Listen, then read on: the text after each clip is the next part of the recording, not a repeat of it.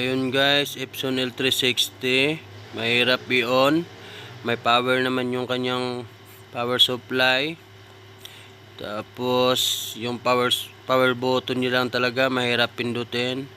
So ayan nga, tatanggalin natin yung panel board niya. Imbis na palitan natin ng buong panel board, pwede naman natin siya i-repair guys. Ayan. So bali, ayan po yung papalitan natin. Bali, ginagamitan natin yan ng pang pump. Yan, para mahigop yung mga soldering lead na nakadikit doon. So ayan, mahirap tanggalin kasi hindi ata maayos pagka soldering ko. Ayan, so natanggal na. Ayan. So bali, kukuha tayo ng maayos na pindutan. So bali, yung board na yan, brand new yan kasi galing yan sa mga printer na shutdown dahil grounded yung head kahit bago. So ayan, ayusin na natin yung paa kasi papasok lang natin yan doon. Ayan. Ayan, so i-ano lang natin kunti yung ano para kumapit yung ano niya, pindutan.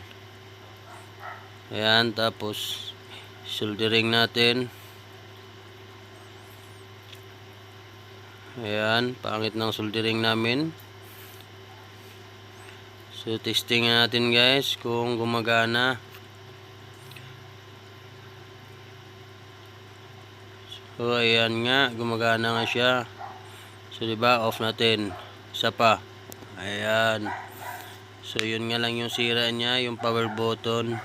Pag nag-check kayo ng printer, kailangan check nyo muna yung power supply. Pag may spark yung power supply, ibig sabihin may power siya.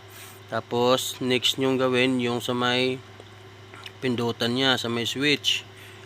Pwede nyo siyang yung positive negative, pwede nyo dikitan ng bakal na yung dalawa.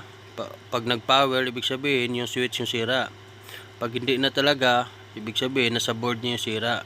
So tulad nito, bali tinesting namin yung power supply, okay naman. Nagsisindi siya. Yung panel niya minsan hindi. Kaya yon, sira talaga yung panel ano niya, power button. So ayan, kakabit natin.